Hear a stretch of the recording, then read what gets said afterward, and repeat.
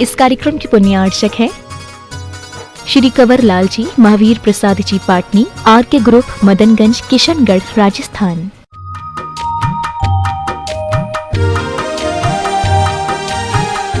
शोभाकांक्षी माला बाहुबली पाटिल, नवीन बाहुबली पाटिल, शोभाकांक्षी पद्मजा नवीन पाटिल, शानवी ऋत्विक पाटिल बीजापुर कर्नाटक से शुद्धधार के रूप में संबद्ध होकर के अपने जीवन को धन्य कर रहे हैं। बहुत बहुत साधुवाद।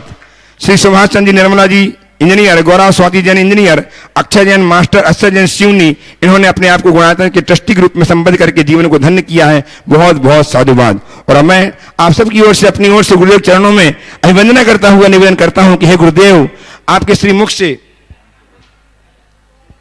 श्रीमुख से निरुपदेश जीव के कल्याण का कारण हुआ करता है। आज हम पुनः चातक की भांति की आपके चरणों में विराजमान हैं। हे गुरुदेव, आप हमें जो उपदेश प्रदान करके हमारा जीवन धन्य करें। गुरुदेव, आप हमें धन्य करें। उसके पूर्व में सारे सुसावकों को यह सूचना देना चाहता हूं कि 11 से 19 नवंबर तक, जबकि गुरुदेव के सानिध्य में मूल संस्कृत का शिष्ट महामंडल विधान यहाँ इसी परिसर में होने वाला है, उसमें आप ऑनलाइन और प्रत्यक्ष जुड़ करके अपने जीवन को धन्य करने का अवसर प्राप्त कर सकते हैं। समय न चूकें, उस समय को याद कर लें। 11 से 19 नवंबर शिष्ट महामंडल विधान इस गुणाधन परिसर में परम पूज्य गुरुदेव के सानिध्य में प्रारंभ होने वाला है। आप अपने भाव संजोएं, अपने भाव व्यक्त करें, यहाँ आए, टीवी के माध्यम से देखें, लेकिन पुण्यार्जन करना ना चूकें।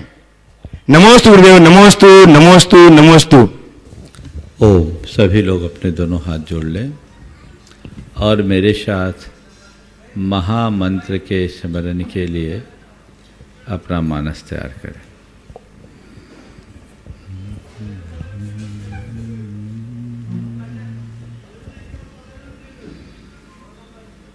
इडमो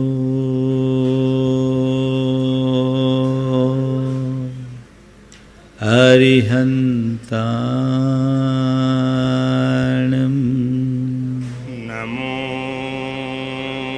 अरिहंताणं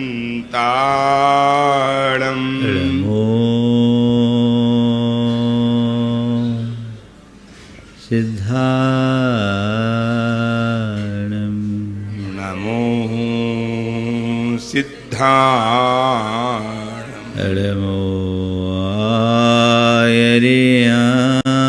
आयर्याणं नमो आयर्याणं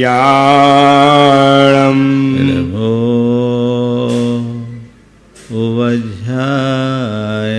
उवज्झायाणं नमो वज्झायाणं इडमो लोये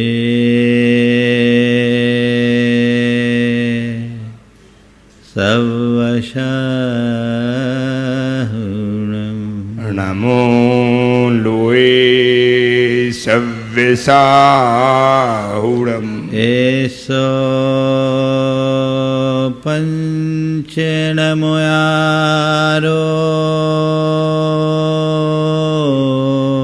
एषो पंचनमो यारो सव्वपावपनाशिनो सव्यपावपनाशिनो मंगलारं च सवेसिं मंगलाणं च सव्येसिं पढ़मं होय मंगलम। परमं होय मंगलम।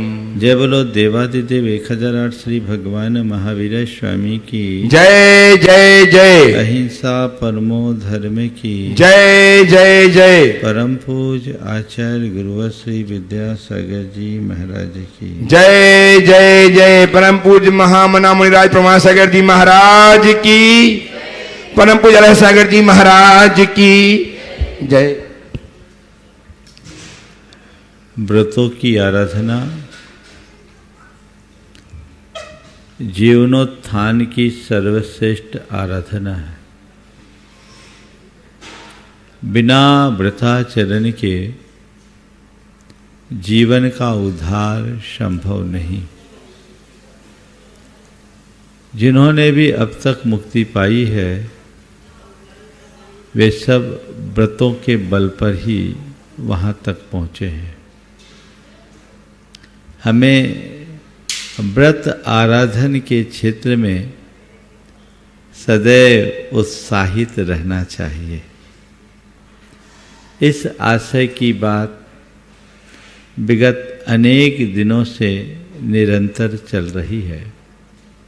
व्रतों के क्रम में हमने अहिंसा व्रत, सत्य व्रत और अचौर व्रत को आम व्यक्ति के परिप्रेक्ष्य में समझा कि एक आम व्यक्ति अहिंसानुव्रत को, सत्यानुव्रत को और अचौर्यानुव्रत को किस तरह अपना सकता है।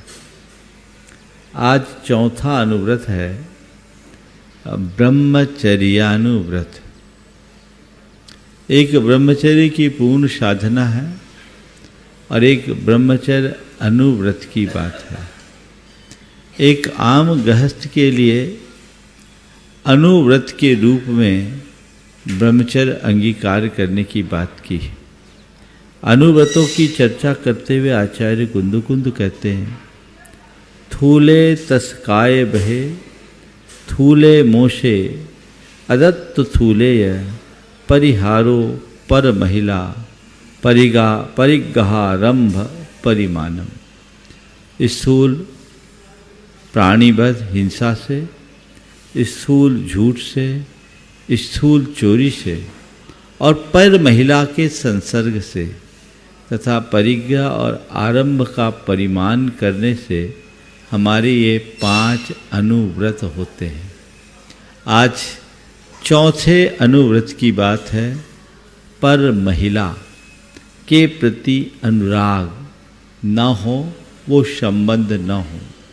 वस्तुतः ब्रह्मचर्य अनुव्रत को हम यदि सामान्य शब्दों में कहें तो ये कह सकते हैं यौन सदाचार का पालन, जिसकी आज के युग में सबसे ज़्यादा आवश्यकता है। वर्तमान युग में यदि सबसे ज़्यादा प्रभावित कुछ हुआ है तो यह मनुष्य का सदाचार हुआ है। उसे इसके प्रति प्रतिबद्ध होना चाहिए। हमारी संस्कृति में ये कहा गया है कि हम परदारेषु मातृवत, माता के समान पर स्त्री को देखें। एक पवित्र दृष्टि रखने की दृष्टि हमारे देश में रही, हमारी संस्कृति में रही, लेकिन जैसा आजकल देखने में आता है ये मर्यादाएं दिनों दिन क्षीण होते जा रही है। आज इस संदर्भ में मैं आप सबसे 4 बातें करने जा रहा हूँ कि ब्रह्मचर्य अनुव्रत का पालन करने का मतलब क्या है। अगर व्यक्ति इन बातों को ध्यान में रख करके चले तो उसके जीवन में कभी कुछ भी गड़बड़ी नहीं हो सकती। वे एक गृहस्थ हैं। गृहस्थ अपने जीवन की मर्यादाओं को ध्यान में रख करके चलना चाहिए। सबसे पहले मेरी मर्यादा क्या है। हमारी जो सामाजिक और नैतिक मर्यादा है उसका पालन होना चाहिए। आजकल मर्यादाओं का खुलेआम हनन होता जा रहा है। लोग मर्यादा का उल्लंघन करते दिखाई पड़ते हैं और मर्यादाओं के इस तरह से उल्लंघन या हनन के परिणाम स्वरूप हमारे सारे संबंध छिन्न भिन्न होते जा रहे हैं और जो संबंधों की पवित्रता है वो समाप्त होते जा रही है। यहाँ कहते हैं कि आपके लिए 4 पुरुषार्थ बताए गए, धर्म, अर्थ, काम और मोक्ष। एक गृहस्थ को इन 4 पुरुषार्थों में मोक्ष को अपना लक्ष्य रखते हुए धर्म, अर्थ और काम इन 3 पुरुषार्थों में सुंदर समन्वय बना करके चलना चाहिए। और धर्म, अर्थ, काम इन 3 पुरुषार्थों के समन्वय का नाम ही त्रिवर्ग कहलाता है, जो अपवर्ग यानी मोक्ष का आधार है। शास्त्रकार कहते हैं जिसके जीवन में धर्म, अर्थ, काम रूप 3 पुरुषार्थ नहीं है उसका जीवन पशु के समान व्यर्थ है और इन सब में मूल धर्म है। तो जीवन में मर्यादा बहुत जरूरी है। वो मर्यादा किसकी? तो धर्म की मर्यादा, समाज की मर्यादा, कुल की मर्यादा और व्यवहार की मर्यादा, ये जहाँ ये चार मर्यादाएं आ जाती हैं वहीं उसके जीवन में पवित्रता आ जाती है। सबसे पहली बात है धर्म की मर्यादा। धर्म की मर्यादा, समाज की मर्यादा, कुल की मर्यादा और चौथा क्या बोला मैंने? व्यवहार की मर्यादा। ये चारों मर्यादाएं यदि व्यक्ति अपने सामने रखे तो उसके जीवन में कहीं किसी भी प्रकार की विसंगति ना हो। सबसे पहली बात धर्म। धर्म क्या कहता है? हमारा धर्म हमें संयम का पाठ पढ़ाता है और वो कहता है कि अपने जीवन में तुम काम का आश्रय भी लेते हो लो, लेकिन उसके ऊपर धर्म का नियंत्रण होना चाहिए। गृहस्थों के लिए काम नहीं, काम पुरुषार्थ अपनाने की बात की है। संयम की मर्यादा में, धर्म की मर्यादा में नैतिकता और सदाचार के साथ जुड़ करके जो व्यक्ति काम का आश्रय लेते हैं उनका काम काम नहीं, काम पुरुषार्थ की संज्ञा कहलाता है, संज्ञा पाता है। और जो लोग सब प्रकार की मर्यादाओं से विहीन होकर यदवा तदवा आचरण करते हैं, स्वैराचारी होते हैं, स्वच्छंद प्रवृत्ति करते हैं, वे कामी कहलाते हैं। गृहस्थ कामी नहीं होता, वो सदाचारी होता है। और ये तभी बन पाएंगे जब कोई अनुव्रती बनकर अपने जीवन को आगे बढ़ाए, उसमें उसका नियंत्रण होना चाहिए। धर्म के साथ जुड़कर काम का आश्रय, धर्म के साथ काम का आश्रय यानी धर्म के साथ संयम। संयम वह लगाम है जो मनुष्य को किसी भी गलत रास्ते पर जाने से रोकता है, बचाता है। तो काम पर धर्म का नियंत्रण, काम मनुष्य की एक दुर्बलता है और इसकी एक सबसे बड़ी कमी ये है कि पूर्ति के प्रयत्नों से ये निरंतर बढ़ता है। लेकिन इस दुर्बलता और कमजोरी के लिए हमारे आचार्यों ने कहा है कि अगर तेरी दुर्बलता है तो इसे धीरे धीरे धीरे धीरे नियंत्रित करते हुए काम से निष्काम होने की दिशा में आगे बढ़ो और उसके लिए अनुव्रतों को अंगीकार करो। गृहस्थ के लिए विवाह के बंधन की बात की गई और विवाह के बंधन में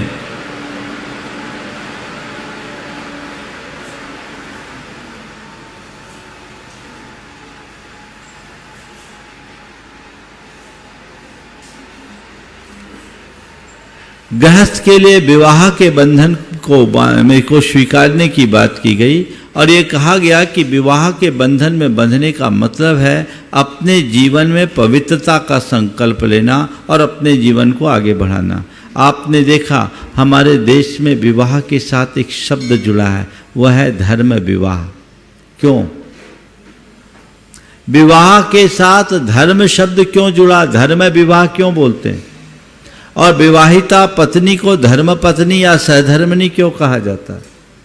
वो केवल इसलिए कि विवाह वह प्रक्रिया है जिसको अपनाने के बाद व्यक्ति अपने धर्म का पालन करने में समर्थ हो सकता है, उसमें उसकी मर्यादा पलती है, वह सब तरफ पवित्रता युक्त आचरण के लिए संकल्पित और प्रतिबद्ध हो जाता है। यह विवाह की मर्यादा है। धर्म जुड़ा रहे तो मनुष्य के जीवन में कभी कोई अनैतिक कर्म नहीं होता और जो मनुष्य धर्म से विहीन होता है उसके जीवन में कोई सीमाएं नहीं रहती। तो गृहस्थ के लिए अनुव्रत अंगीकार करते हुए कहा कि विवाहोपरांत विवाहेतर संबंधों से बचो, यही तुम्हारा ब्रह्मचर्य अनुव्रत है। और विवाह पूर्व किसी भी प्रकार का संबंध न रखो, यही तुम्हारा धर्म है। ये धर्म की मर्यादा है, इसे कतई खंडित नहीं होने देना चाहिए। ये सपने में भी स्त्री पुरुषों को अपने जिनसे वैवाहिक संबंध है उनके अतिरिक्त और किसी प्रकार का संबंध बनाने की बात भी नहीं सोचनी चाहिए। ये अनुव्रत है। इसमें हमारे जीवन के मर्यादाओं की रक्षा होती है।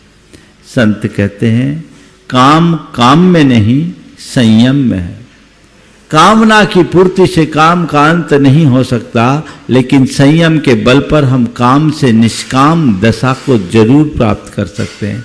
तो काम से निष्काम दशा की ओर बढ़ने के लिए हमें उत्तरोत्तर आगे बढ़ना होगा और उस तरह की दृष्टि और भावना अपने मन में जगानी होगी। तब कहीं जाकर हम अपने जीवन में कुछ बेहतरी घटित कर सकते हैं। तो गृहस्थ के लिए काम पुरुषार्थ की बात की गई और उसके पीछे दो उद्देश्य रखा गया। एक, संतति का विकास। गृहस्थ यदि काम पुरुषार्थ का आश्रय नहीं लेगा तो संतति आगे नहीं बढ़ेगी। संतति आगे नहीं बढ़ेगी तो फिर धर्म भी आगे नहीं बढ़ पाएगा। गुरुदेव ने बहुत अच्छा हाइकू लिखा, बिना विवाह प्रवाहित हुआ क्या धर्म प्रवाह। बिना विवाह के धर्म का प्रवाह आगे नहीं बढ़ता, इसलिए विवाह को धर्म बोला, क्योंकि वहां तुम्हारे धर्म की मर्यादा है। अपने वैवाहिक संबंधों के अतिरिक्त अन्य संबंधों को न निभा करना ही हमारा धर्म है और इसी का नाम अनुव्रत है। विवाह क्या है? कहीं कोई बांध बनाना होता है तो बांध बनाते समय एक सर्वे होता है और उस सर्वे प्लान में जब बांध बनाते हैं तो कुछ गेट्स भी रखे जाते हैं, उसमें द्वार रखते हैं। उन द्वारों को बंद रखा जाता है लेकिन खोला भी जाता है। कब खोलते हैं? जब पानी का प्रवाह अधिक होता है। हर चीज का माप होता है, कितना क्यूसेक पानी आ रहा है, हमें कितना क्यूसेक पानी छोड़ना है, वो पर सेकंड के हिसाब से होता है। तो जब भी पानी का वेग अधिक होता है गेट खोला जाता है।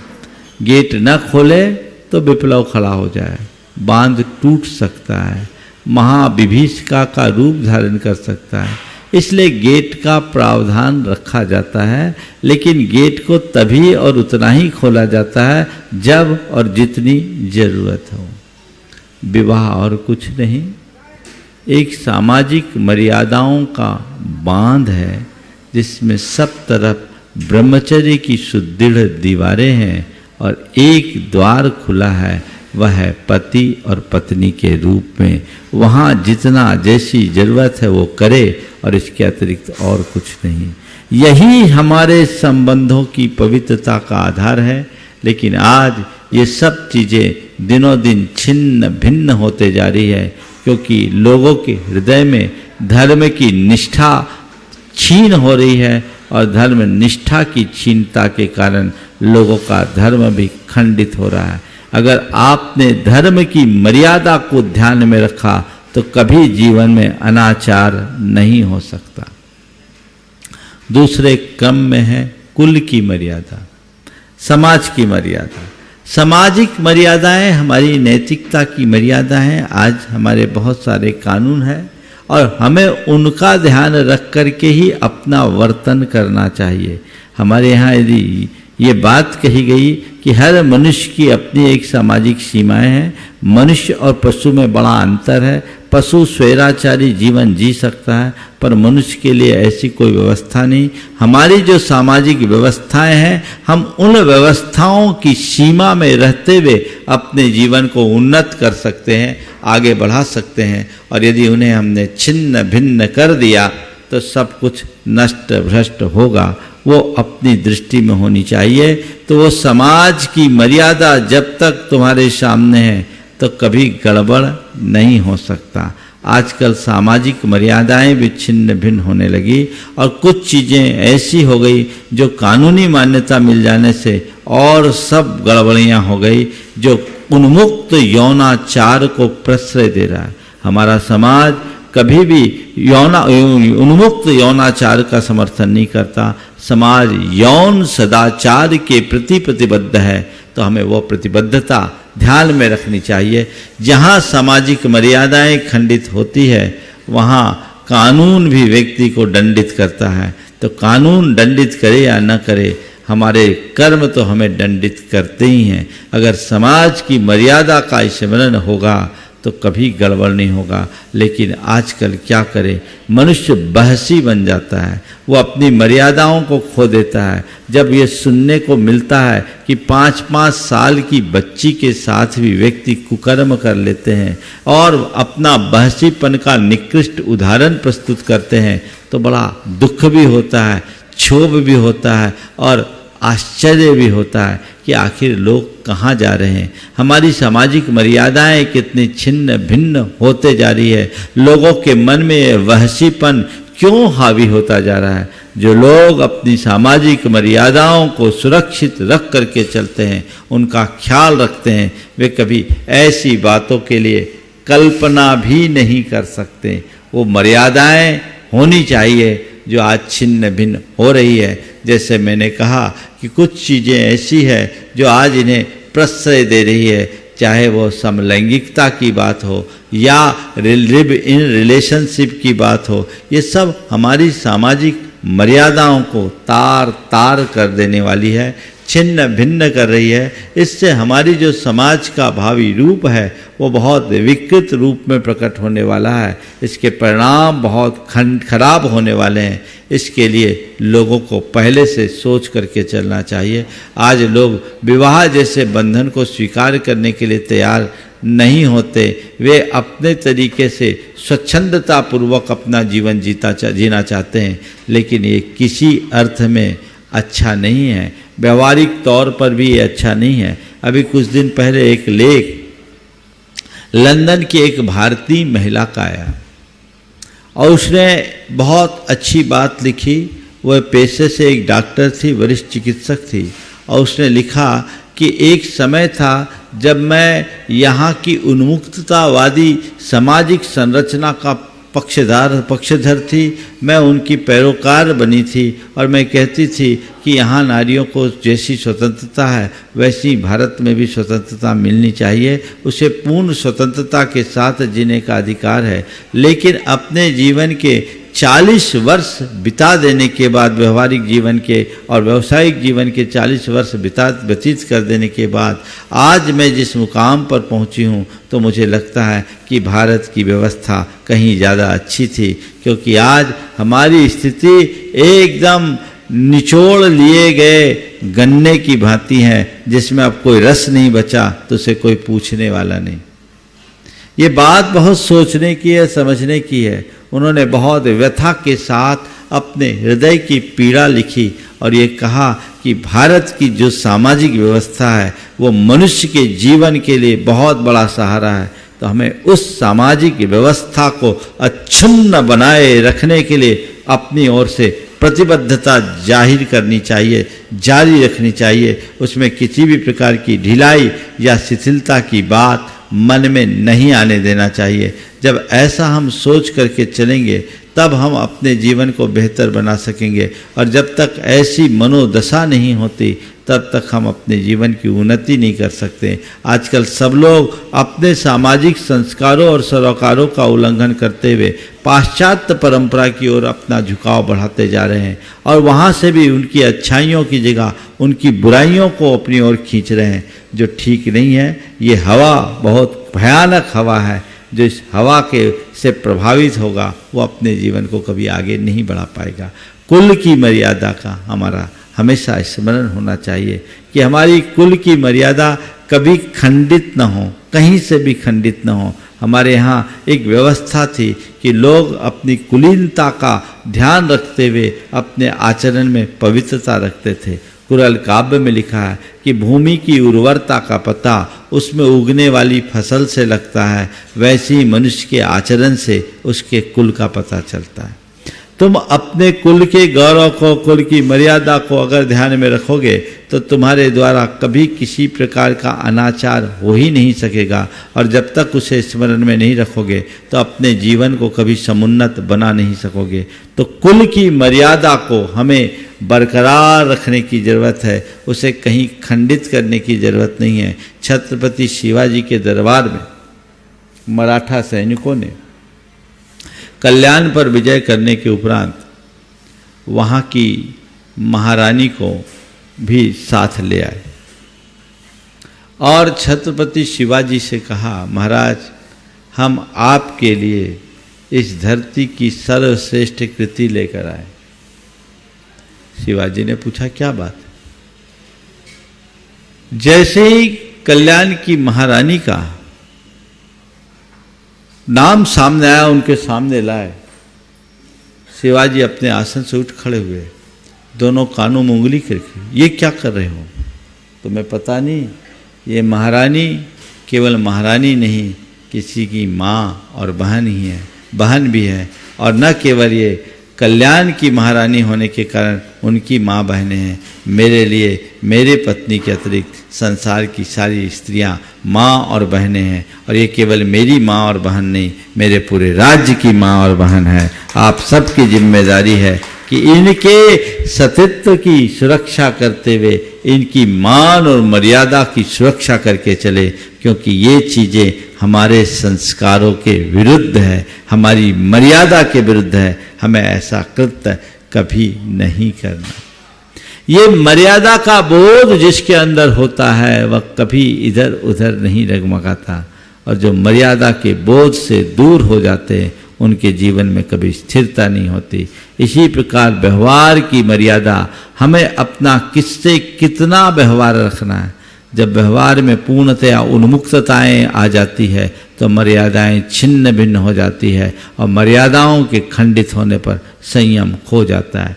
हमारा एक दूसरे के साथ उतना और वैसा ही व्यवहार होना चाहिए जिसमें हमारे संयम की मर्यादा सुरक्षित बनी रहे। आजकल हर कोई व्यवहारिकता में अपनी निजता एक दूसरे को सौंप देते हैं, और निजता सौंपने से जब निकटता बढ़ती है तो सब कुछ छिन्न भिन्न हो जाता है। अपने व्यवहार में पवित्रता को बनाए रखते हुए हमें इस तरह की दिशा और दृष्टि रखनी चाहिए। यदि ऐसी दृष्टि और दिशा रखेंगे तो हम अपने जीवन को बेहतर बना सकेंगे। और ये ब्रह्मचर्य व्रत, जो ब्रह्मचर्य अनुव्रत है, वो अपने आप में कारगर होगा। हम सबसे ये कहना चाहेंगे कि इसका हर व्यक्ति को नियम लेना चाहिए। जब तक विवाह नहीं हो तब तक के लिए विवाह पूर्व ब्रह्मचर्य का नियम, और विवाह हो जाने के बाद विवाहेतर संबंधों के त्याग का नियम यदि ये व्यक्ति अपना ले तो हमारे समाज की सारी व्यवस्थाएं ठीक हो, और आए दिन जिस तरह की घटनाएं प्रकाश में आती है उन सब से हम अपने आप को बचा सकेंगे और अपने जीवन को बेहतर बना सकेंगे। ब्रह्मचर्य अनुव्रत के संदर्भ में आज मैं इतना ही कह करके विराम लूँगा। बोलिए परम पूज्य आचार्य गुरुवश्री। चलिए सुदर्शन जी बोल रहे हैं मंगल भावना, आज मंगल भावना दोहरा लेते हैं। मंगल मंगल होए जगत में सब मंगलमय हो। मंगल मंगल होए जगत में सब मंगलमय हो। इस धरती के हर प्राणी का मन मंगलमय हो।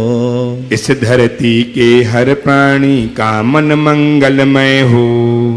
कहीं क्लेश का लेस रहे ना दुख कहीं भी हो। कहीं क्लेश का लेस रहे ना दुख कहीं भी हो। मन में चिंता भय न सतावे रोग शोक नहीं हो। मन में चिंता भय न सतावे रोग शोक नहीं हो। नहीं बैर अभिमान हो मन में क्षोभ कभी नहीं हो। नहीं बैर अभिमान हो मन में क्षोभ कभी नहीं हो। मैत्री प्रेम का भाव रहे नित मन मंगलमय हो। मैत्री प्रेम का भाव रहे नित मन मंगलमय हो। मंगल मंगल होए जगत में सब मंगलमय हो। मंगल मंगल होए जगत में सब मंगलमय हो। इस धरती के हर प्राणी का मन मंगलमय हो। इस धरती के हर प्राणी का मन मंगलमय हो। मन का सब संताप मिटे अरु अंतर उज्ज्वल हो। मन का सब संताप मिटे अरु अंतर उज्ज्वल हो। राग देश और मोह मिट जाए आत्म निर्मल हो। राग द्वेष और मोह मिट जाए आत्म निर्मल हो। प्रभु का मंगल गान करे सब पापों का क्षय हो। प्रभु का मंगल गान करें सब पापों का क्षय हो। इस जग के हर प्राणी का हर दिन मंगलमय हो। इस जग के हर प्राणी का हर दिन मंगलमय हो। मंगल मंगल होए जगत में सब मंगलमय हो।